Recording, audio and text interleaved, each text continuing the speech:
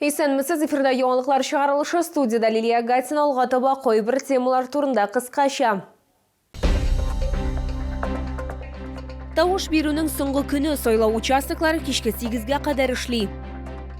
Сойлаулар дәвам итә, үз тавышын премьер-министр урынбасары сәнгать һәм сәүдә министры Олег Коробченко да бирде.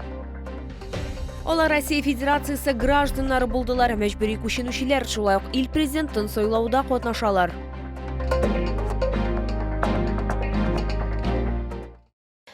Бүгін Россия президентын сойлауда тауыш берүүнүң соңгы күнү 8-ге төшерәбез. Татарстан Республикасында 3 миллионга якын кеше тауыш берүү хокукуна ия. Шолда 173 сойлау участогы эшли. Мәгълүмат сәясәте идарәсе мәгълүматлары буенча 11 сәгатькә шәһәрдә 77,03% кеше гражданлык бурычын үтәгән һәм Россия Федерациясы президентын сойлауда тауыш биргән. Участоклар сойлаучыларны кичке 8-ге кадәр кабул итәчәк. Традицияләр бозылырга тиеш түгел. Россияның булачак президенты өчен Татарстан Республикасы премьер-министры урынбасары Олег Коробченко да тавыш бирде. Ул Чоллыга 25-нче мәктәптә урнашкан сойлау участогына килде.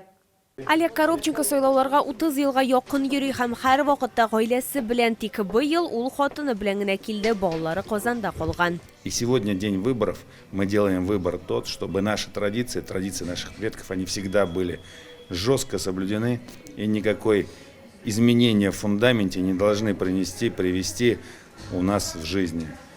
Фундамент он должен быть крепкий. А наша история, наша традиция, это как раз и есть фундамент всей нашей страны, нашей религии, нашей культуры. 21:01 сойлау участогында барлыгы 1914 кеше теркәлгән. Открепляются в основном люди, которые в период голосования будут находиться не по месту своей регистрации, например, в командировке или гостить у кого-то.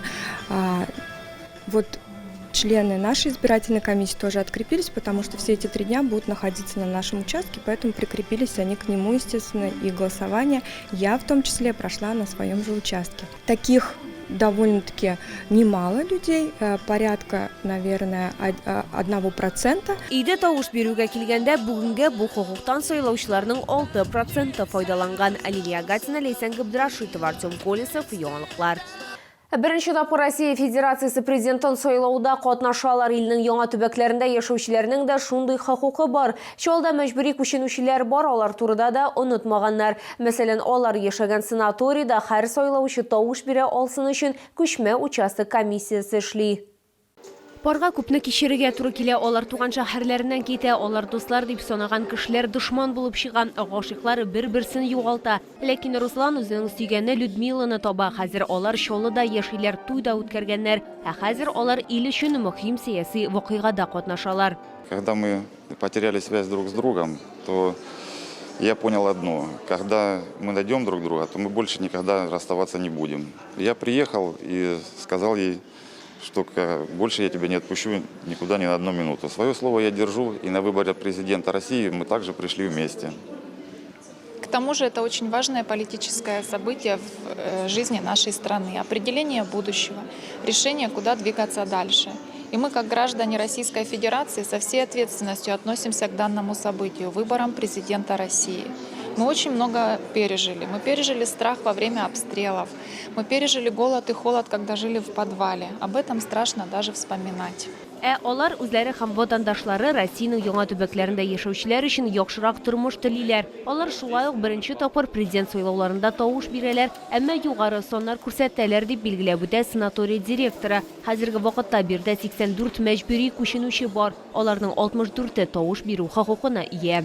Это люди из Мариуполя, из Донецкой республики, кто-то к нам приехал из Харьковской, Херсонской областях, но они проживают здесь уже как в своей родной семье и очень переживали за то, удастся ли им проголосовать и отдать свой голос за своего кандидата. И как я понимаю и вижу их настроение, они мне сегодня об этом говорят, что они рады, что это у них получилось. Я за будущее нашей страны, за будущее моих детей. Мы пережили такое, мы хотим, чтобы был мир. Чтобы мои внуки жили в этом мире, в счастье, в квартирах, которых у нас уже нет, чтобы у нас все было. Я голосую за это. Я думаю, у нас все будет. Санаторийда сойлаучылар үз тавышларын бирә алсын өчен барлык шартларда тудырылган. Лилия Гатина, Эльмира Гайнадинова, Сергей Вильданов, яңалыклар. Депутат контроля Йоршолда Россия Федерациясы президентын сойлаулар дәуам ите сойлау участоклары іші білен Россия Дәулет Думасы депутаты Альфия Кагогина, шулай Республика Дәулет Советы депутаты Ильдар Шамилов һәм шәһәр Советы депутаты Марат Мөхәммәдиев таныштылар. Россия Дәулет Думасы депутаты округында барлығы 389 участок сойлау комиссиясы бар, тауыш беруні ұйыштыруда һәм үткәрүдә 3000-ге якын кеше катнаша. Альфия Кагогина сүзләренчә, гражданнарның барлык конституцион хокуклары үтәлгәненә шәхсән инану мөһим. Бүген алар 37-нче мәктәптә урнашкан сойлау участогында булдылар. Видим, что все организовано так, как должно быть. Все находится, все эти участки оснащены всеми техническими сооружениями, ведется видеонаблюдение, есть возможность работы для наблюдателей, прозрачные урны, поэтому люди проявляют с удовольствием активность.